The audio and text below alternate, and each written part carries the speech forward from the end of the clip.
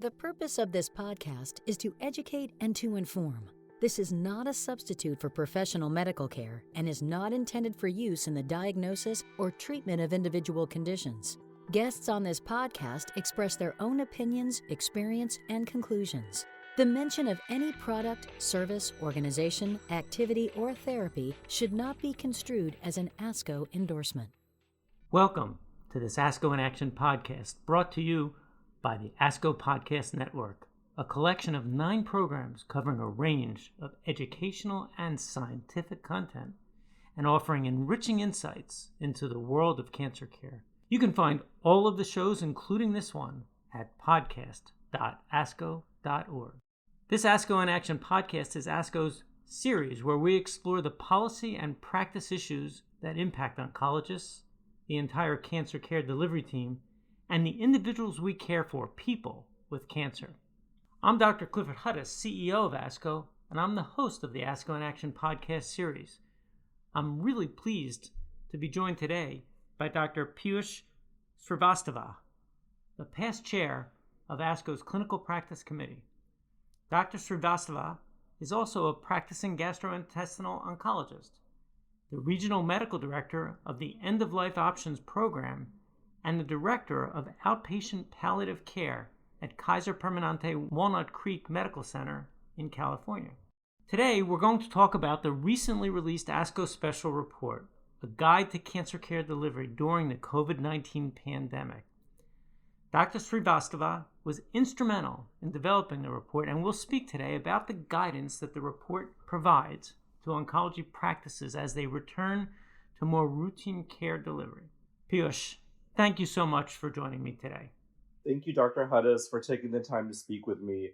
Just before we start, I just want to say that I do not have any relationships to disclose, so thank you.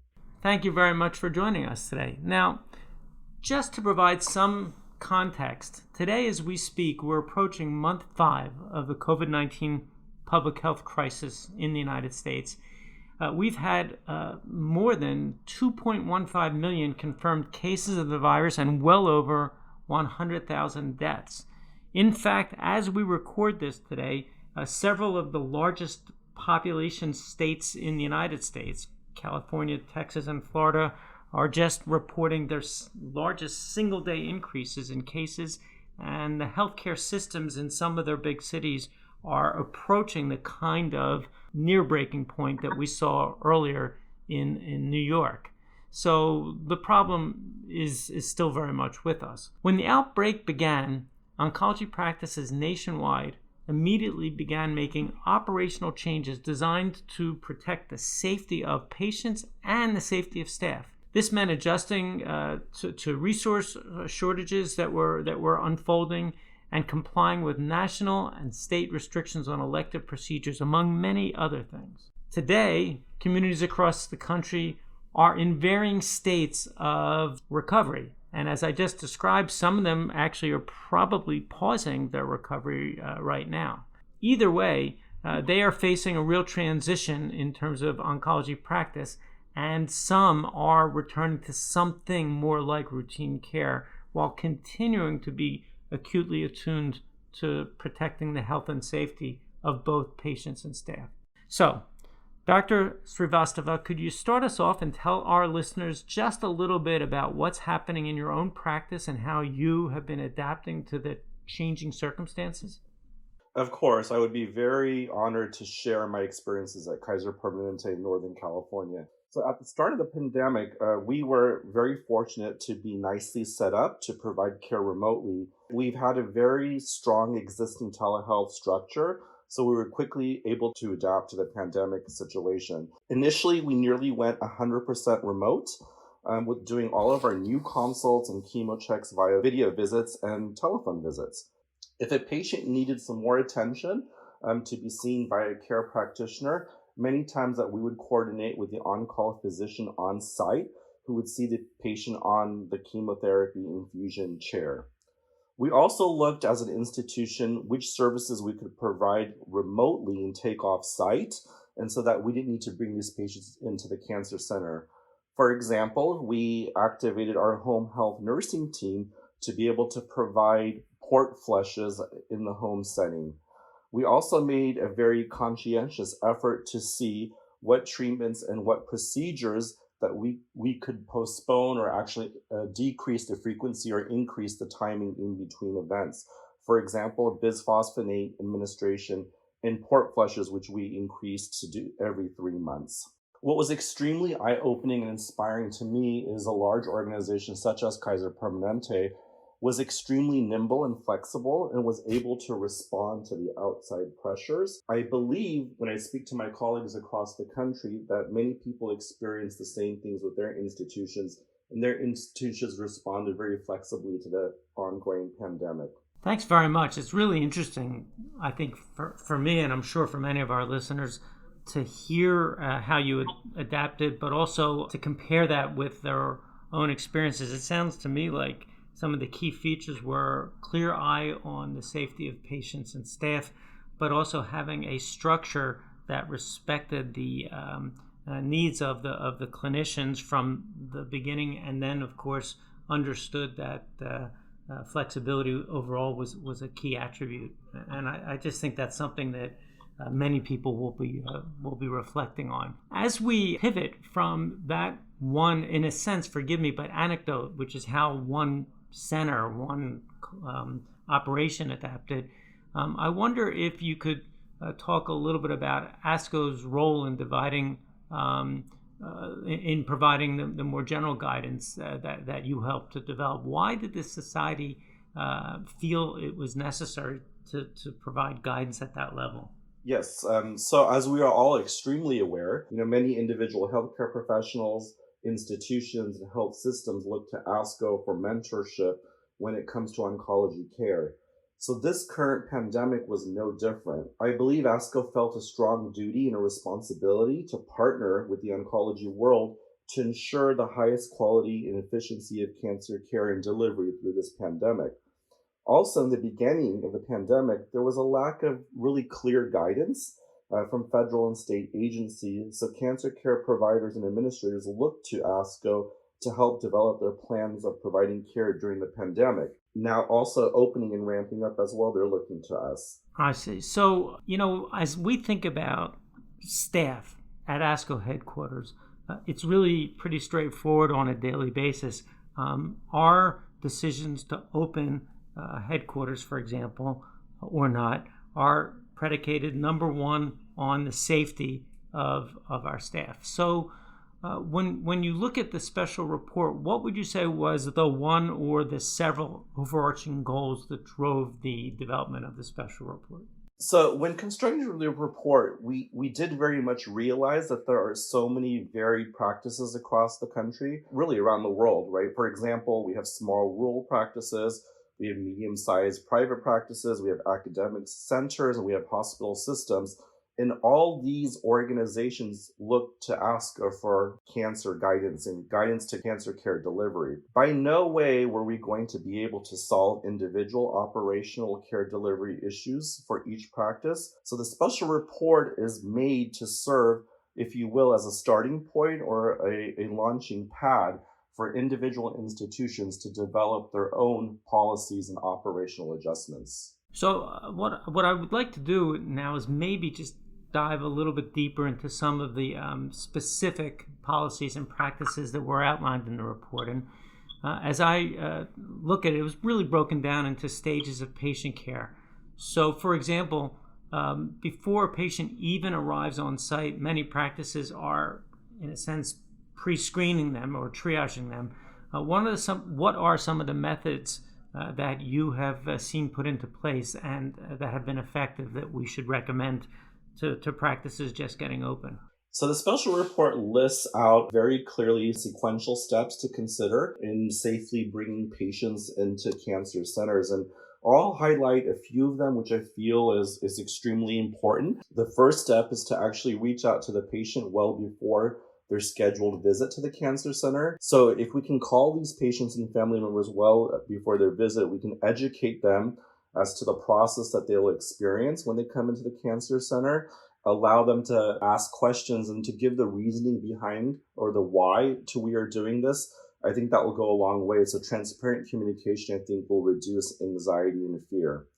I also believe an effective second step is to do a quick check-in anywhere from 12 to 48, 72 hours prior to the actual visit, depending on what your operations would allow, just to check in to make sure that you're screening for the COVID symptoms and that the patient doesn't test positive to any of those symptoms. I may just add also in the first step, when you reach out to the patient well before their appointment, that's also a good time to screen for COVID questions. And then a third implementation is a single point of entry. So when a patient comes into the cancer center, there's one point of entry. So that way a temperature could be checked. A patient could be screened again for those COVID symptom questions. And so that when that patient arrives inside the cancer center, there's been essentially 3 checks and balances of checking for COVID-19 symptoms. So this provides obviously the safety to minimize the risk of bringing COVID into the cancer center. But I also think an extremely important added benefit is that the staff and providers will feel confident and safe that the institution has done these many different steps to ensure their safety as well and to minimize their risk of exposure to COVID. I see. So that's one part of this. Now, the implication in all of this is that the volume coming through the clinics is likely to be lower. And one of the ways in which it is controlled, of course, is through the reduction of less critical face-to-face encounters and arguably an increase in telemedicine. What are some of the considerations that you think oncology practices should factor in to their use of telemedicine in care delivery? Yeah, that's actually a fantastic question because telemedicine has really, telemedicine was forced upon most institutions, and the institutions had to really find an effective way to provide care remotely. So it's a very interesting and important topic. For example, I think one thing that I personally struggled with, and I think my institution struggled with, is who is the right patient for telemedicine. So the report talks about specific patient categories that you can think of that would be easier to provide patient care remotely. So for example, those that are not requiring an in-person physical exam, those who may not actually actively be getting chemo treatment, those that don't need any in-office diagnostics, that don't necessarily need lab work tied to that appointment or don't necessarily need imaging exams at that moment. Other visits that the report recommends to think about is follow-up. So follow-up could be done through telemedicine, or those that are on oral oncolytic treatments. And so a quick check-in just to make sure that they're taking them and the adherence is high could be done by video or by phone. A couple of things to consider with telemedicine, obviously, is the audio and visual capabilities. And so even in the Bay Area in California, we do have spots that don't have the best reception, so that can become problematic. So that's something to also think about. The other sort of counterbalance or countermeasure to this is just to make sure that patients feel that they're being taken care of and they feel satisfied. So in my own practice, I've now adopted that when we finish a video visit or we finish a telephone visit, I let the patient know that I have felt comfortable with the interaction and that I felt that I was able to accomplish the care plan and execute the care plan as needed by the video and phone. But then I ask them, do they feel comfortable and are they okay proceeding this way? Or do they prefer a face-to-face visit? Yeah, I think that's an interesting observation about telemedicine. I think everybody's really feeling their way right now and learning. And we want to be careful not to go too far away from the direct physical encounter since so much can be lost without the subtle cues from body language and classic physical findings as well. Now, coming back once more to the workforce, the report addresses how we maintain a healthy workforce, and it specifically, I think, gets into questions of testing and scheduling and even dealing with stress. Can you walk through that a little more about antibody testing or saliva or nasal swabs and the frequency and exactly what facilities and practices should be thinking about for their staff? Sure, and this is an extremely hot topic, and the interesting thing about this topic is it can vary widely just depending on what's available at that moment in your location, what the county is ordaining, and what the state is ordaining as well. So there's a bit of variability, but what the special report does very nicely, it lays out considerations for institutions to think about when they are caring for their workforce, both physically and emotionally. So the special report lays out some PPE guidelines, and really it's based on what the CDC is recommending. And as we know, as one of the largest sort of scientific research-based organizations, it's important that we bring the CDC's sentiment forward when we talk about PPE, especially with PPE stewardship, as if this goes on for some time. We may have some issues with the supply chain. The other thing the special report calls out is to really have institutions make sure that they are putting their healthcare practitioners in the forefront. So checking in with healthcare practitioners to make sure that they are not ill, that they're feeling okay, that they haven't been exposed to anybody outside of the medical system. And I think what's really, really special about this report is that it really talks to the practitioner's well-being. I think this is scary for any provider in the front line. We are also worried about our own health and what we can bring back to our loved ones outside of the medical center. But also, I think all of us as oncology providers are feeling a little disillusioned and a little saddened because we are not able to provide oncology care like we normally have been. And so that's a huge adjustment for the oncology provider. And of course, that comes with some moral distress.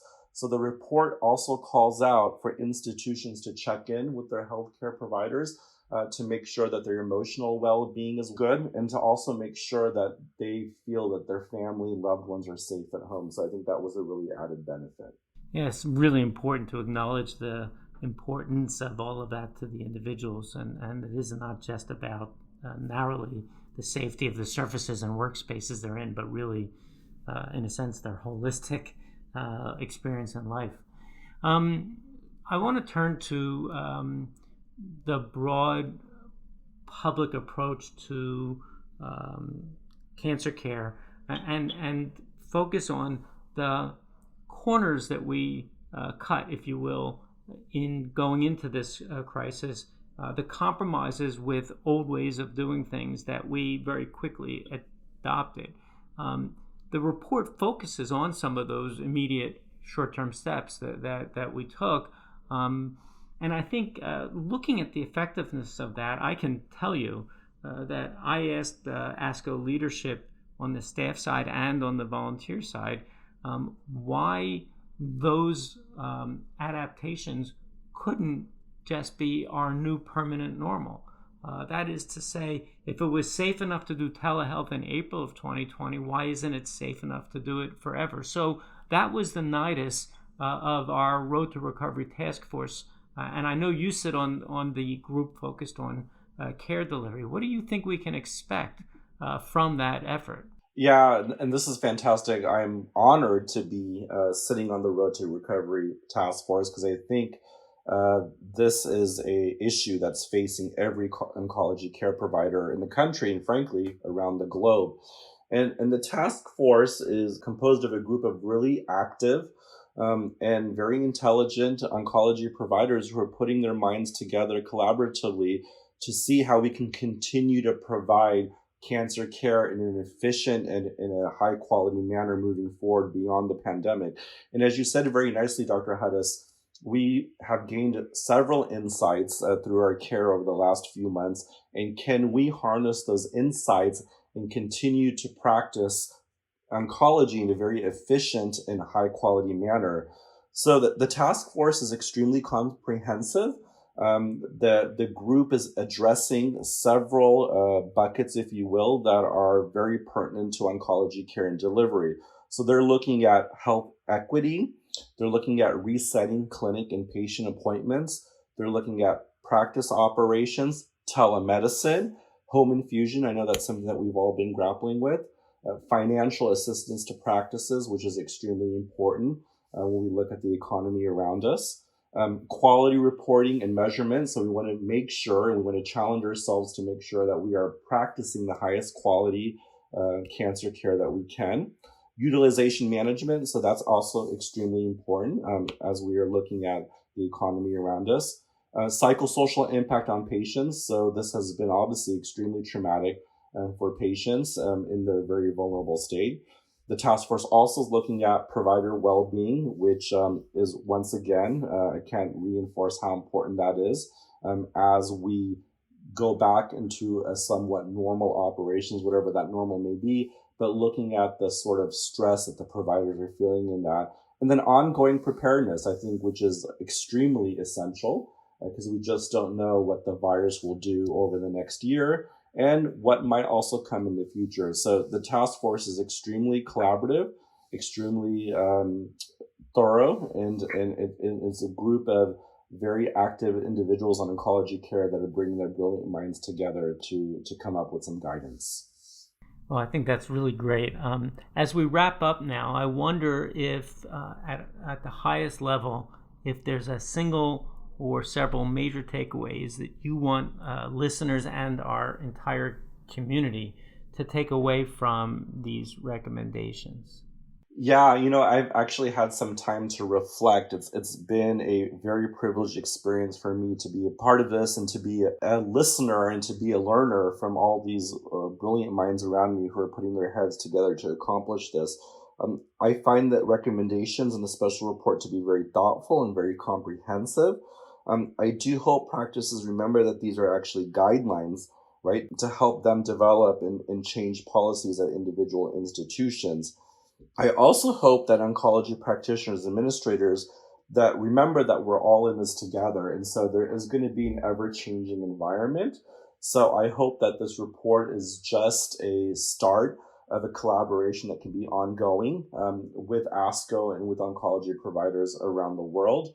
I'm fully confident that ASCO is a tremendous and a large resource for us in the oncology world to be able to accomplish collaboration and to actually uplift and maintain cancer care during and after the pandemic. Well, that's really, I think, as nice and as great and complete a summary as one could hope to hear. So I want to thank you, Dr. Srivastava, for speaking with me today. I'm really grateful to you for your time on this whole initiative and the effort that you've put to it, as well as, of course, for the time today.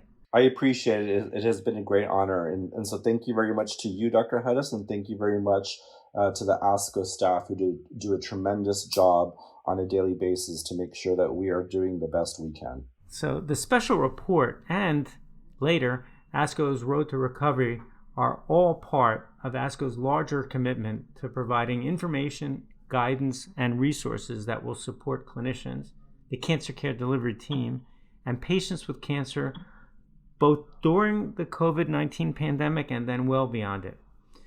We invite listeners to participate in the ASCO survey on COVID-19 in Oncology Registry, or ASCO Registry.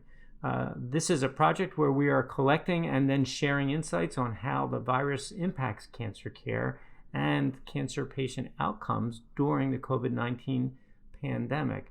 We encourage all oncology practices to participate so that we will have the largest possible data set and represent the full diversity of patients and practices across the United States.